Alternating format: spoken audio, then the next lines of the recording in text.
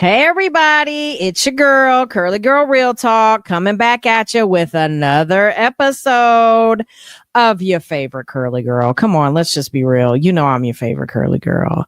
It doesn't even matter if not. Why don't you make me your favorite Curly Girl? How about that? I mean, I'm okay with that if you are.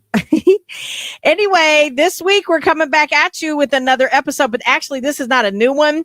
This is just a continuation of the Many Faces of Grief, number 2. So this is a long one because there is many different types. There's 16 different types of grief, and there's probably even more, but I only went with the 16 because it was long enough as it was. But anyway, so where we left off, we kind of did let me just get a little preview for you. So we talked about the many faces of grief. We talked about anticipatory grief, complicated grief, delayed grief, disenfranchised grief. We talked about and the many types of that one considered to be disenfranchised. And we left off on chronic grief, which in my opinion is the worst type of grief because it's prolonged. And so, excuse me, this week we're picking it back up on cumulative grief. That's a word to say, cumulative. So this type of grief refers to the experience of multiple losses over a relatively short period of time. So this type of grief can be particularly challenging because it involves coping with the compounded effects of several losses, bam, bam, bam, bam, without having much time in between to heal from it. And so, excuse me, I don't know what my Lord help me. Anyway, and this type of grief can also in the physical, it can be many losses of, family members or, whatever. But it also can be just life and many different aspects of life that hit you up at the same time. And I'm not trying to, what I'm really trying to do on this podcast, on this subject itself, is talking about the many types of grief and how we do face grief, not just in the physical loss of a person, but through many different ways. It can be losses of jobs, losses of dreams. And so cumulative grief can be kind of what I like to call life be lifing.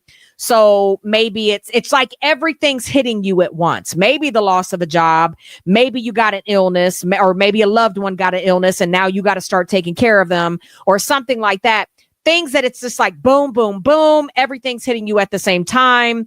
How do I deal? What is going on kind of thing? And it can lead you down that road of grief. It really can, because you're trying to figure out what is going on, Lord, like why is this going on? Right.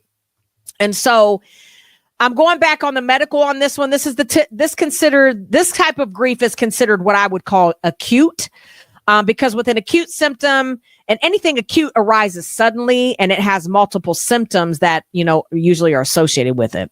Not multiple in the sense, but many, different facets of that. And so it leads to the doctor to being able to establish a diagnosis, but it's always an acute episode. So it comes on quickly. And by the time you get a handle on it, it ends up dissipating and whatever, depending on the treatment. So this grief deals with multiple losses in a short period of time. Again, not just in the physical, which can spiritually and physically drain a person. Like, I don't even know how, we got some church members that have dealt with many blows in 2024 in their family, and we're standing with them and praying with them because we love them.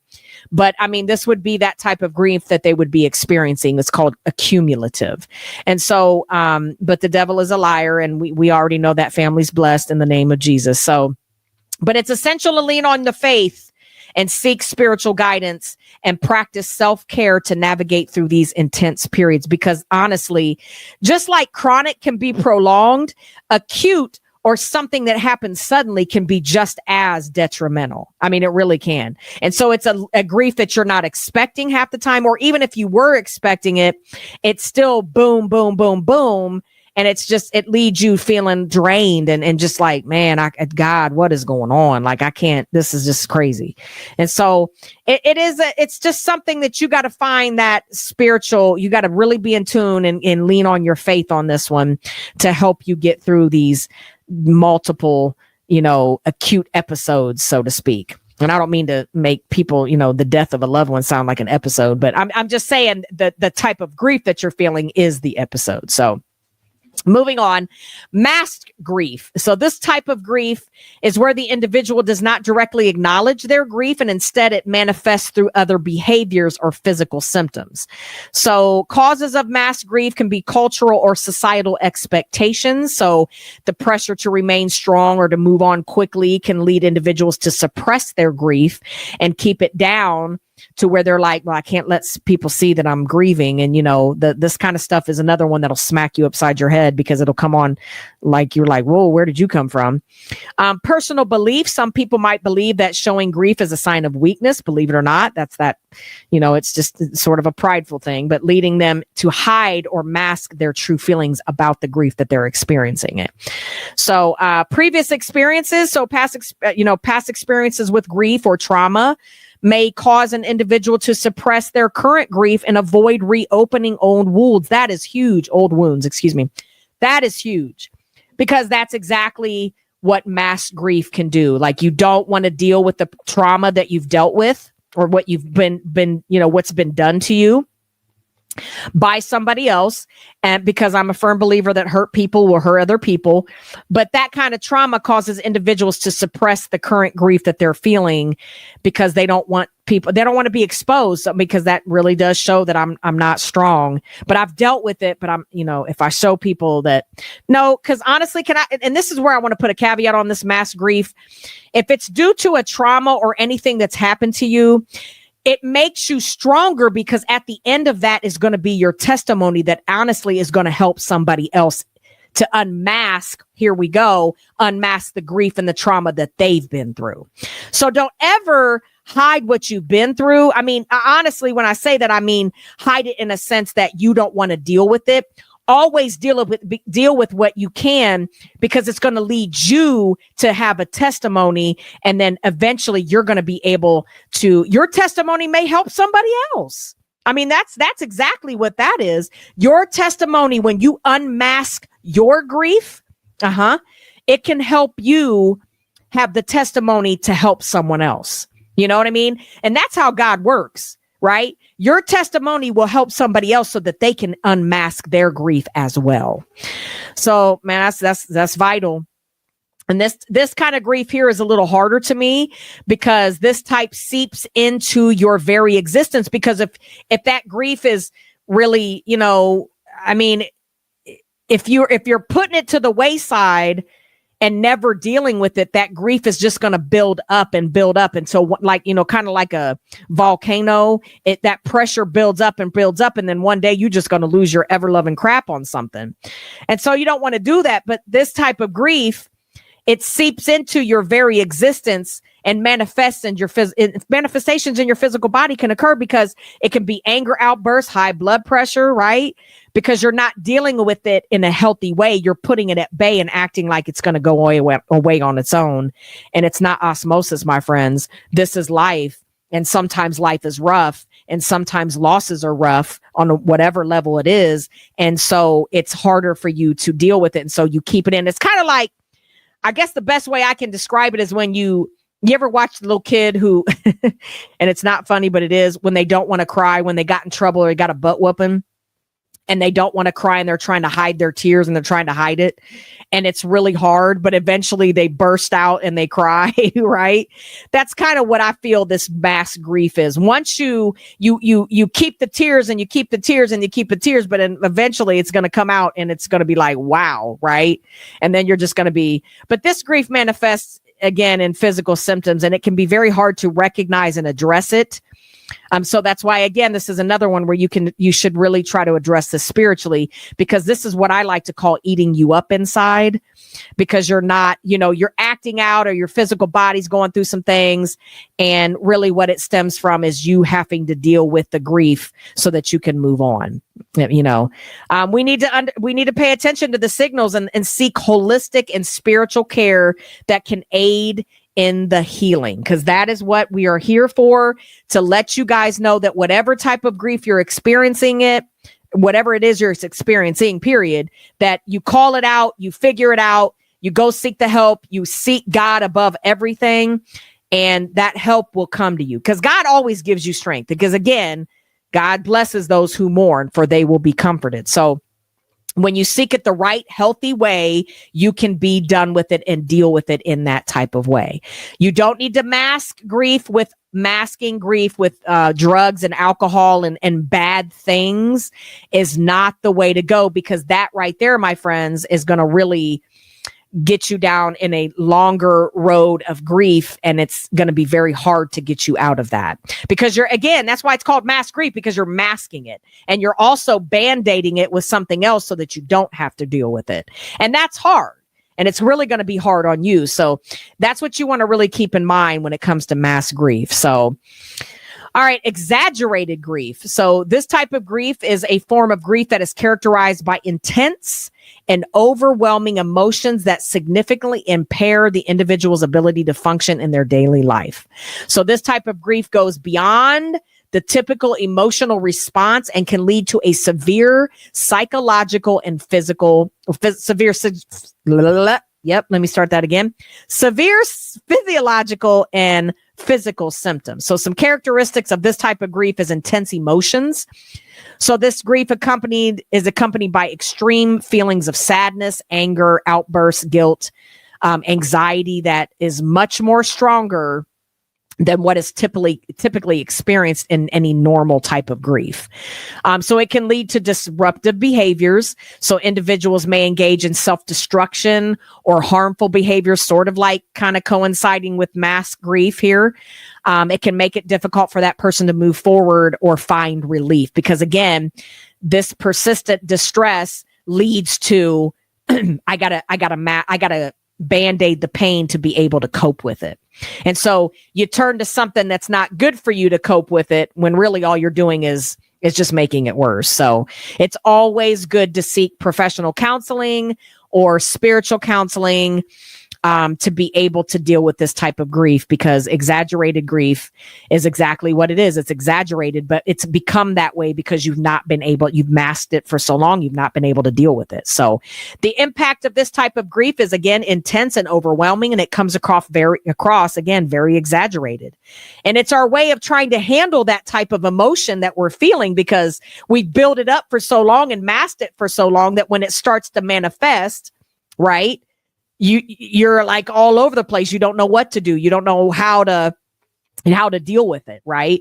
And so you're finding peace, through spiritual practices or professional support. That is what can help you manage those, feelings, those overwhelming feelings. So yeah, that can be something else. But all right, moving on, collective grief. So this type of grief refers to the shared experience of grief and mournings by groups of people, often due to significant events that impact a community, a nation, or even the world. So this type of grief is characterized by collectively a sense of loss and sorrow. So some types of examples of this type of grief is natural disasters like earthquakes, hurricanes, tsunamis, tornadoes, that can really cause destruction and affect an entire community. And especially if there's losses of any type, whether it's your homes or, pets or family members or whatever, you're still mourning the loss of something, especially if it's multiple people. So another example is terrorist attacks. So again, like the tragic event that happened in 9/11, this resulted in nationwide or global mourning and remembrance because so many lives were affected. And so it really is. And so the last one is, widespread health crisis is like our Rona.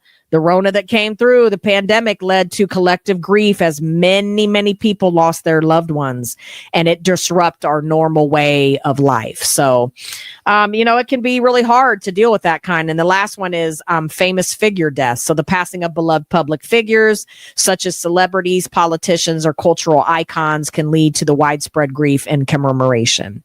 So, because multiple people are, we're all collectively dealing with that loss, so to speak. So the impact of grieving a communal loss can strengthen spiritual bonds and unity within the community. Engaging in collective routines and seeking communal healing can provide comfort and solidarity and healing to the people affected. So moving on, ambiguous loss. Ooh, so this type of grief refers to the experience of when a loss is unclear or incomplete. Unlike traditional grief or traditional loss, where the loss is definite and conclusive, an ambiguous grief involves uncertainty, making the grieving process more complex and challenging. So, some examples of this type of grief is missing persons. When a loved one goes missing, the uncertainty about their fate can lead to an ambiguous grief. Families may struggle with the hope that the person will return while also mourning their potential loss. Dementia or Alzheimer's disease, that's caring for someone with a degenerative condition like dementia, involves grieving the gradual loss of the person's identity and the ability for them to even remember who you are. And even though they're still here in the physical, that condition is really, they're losing their thinking. They're losing their minds, basically, because they don't know who you are and they don't whatever, So that's horrible, because that person really, eventually it can take them, physically. But that kind of loss really it's sad to watch somebody go through that, because it's like, wow,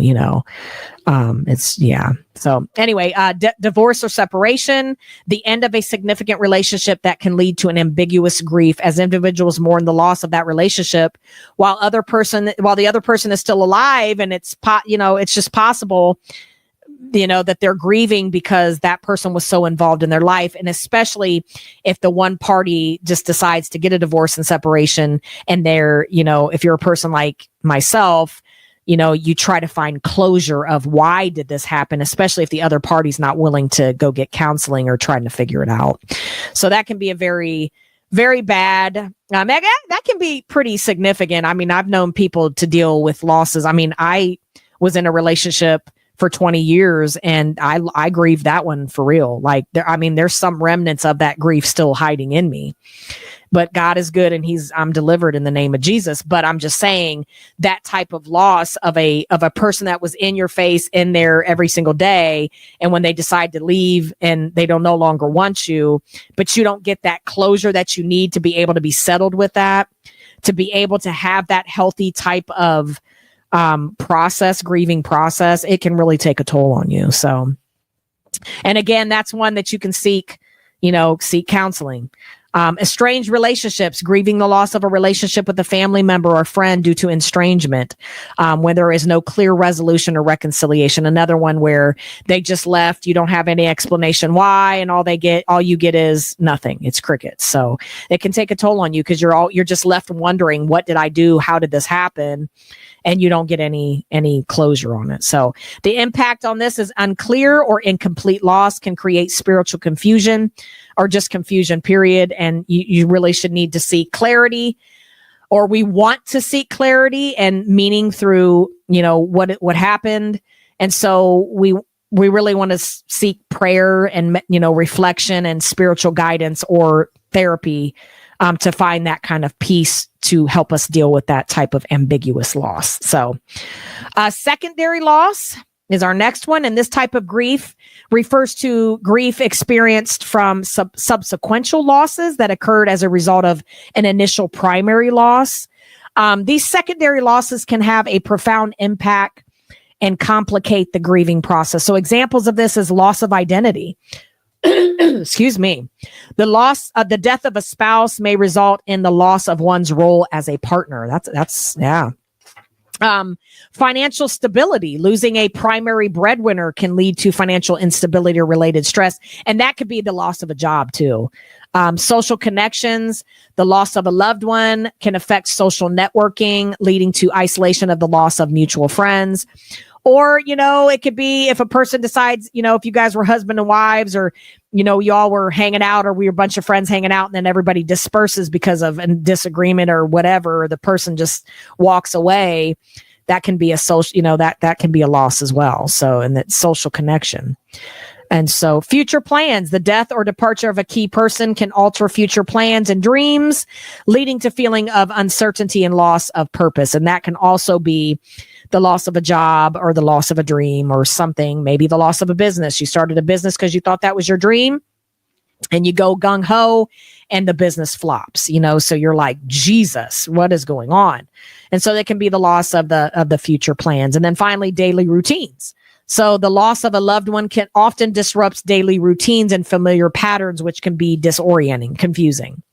So the impact of this type of loss is losses that follow an initial grief can deepen our spiritual struggle. And acknowledging these secondary losses and addressing them through spiritual practices, therapy, whatnot, can aid in the healing. Mm-hmm. All right, moving on. Where are we at? 20 minutes. Geesh. You know what? I think I'm going to cut it off on here because I've got a few left, and I think these are pretty profound, the last types. So I'm still going. We're still on the many faces of grief, y'all. And as you see, there is many, many faces of grief. And so I really, really encourage people, if you know somebody dealing with loss right now and you feel that this can help them, pinpoint what kind of grief that they're dealing with and how they can deal with it. There's many, search your communities where, whatever type of grief it is, there is grief, grief clubs or whatever they're called, meetings, whatever there are that can help you deal. And a lot of them could be at your churches, call around or see who's offering those types of classes and courses for you to deal with many faces of grief. So this is real. Grief is a absolute real thing. And it's something that can disrupt your life unless you deal with it in a healthy way. So, all right, we're going to pick it back up next week and we're going to continue down this should be our last portion of grief. And we're going to pick it back up with hidden grief. And the rest of it is good. You don't want to miss it. I think all of this is good because, again, when you know what kind of grief you're suffering from, whether it's somebody in the physical or something that's happened in the natural, you'll be able to pinpoint it and figure out where you can get the help to deal with that grief. So come on back next week where we can finish up this conversation. Again, the many faces of grief. I love you. I hope you guys are having a great holiday. I hope your New Year's is coming in with a bang and you're ready to go 2025. And so come on back. Curly Girl is still in it 2025. And I plan to keep on going until the good Lord tells me to stop. So let's keep it going. We're coming back with the conclusion of many, many faces of grief. And we're going to deal with it the spiritual way in the name of Jesus. So listen, come on back where we can finish this conversation. I love you guys. Have a blessed rest.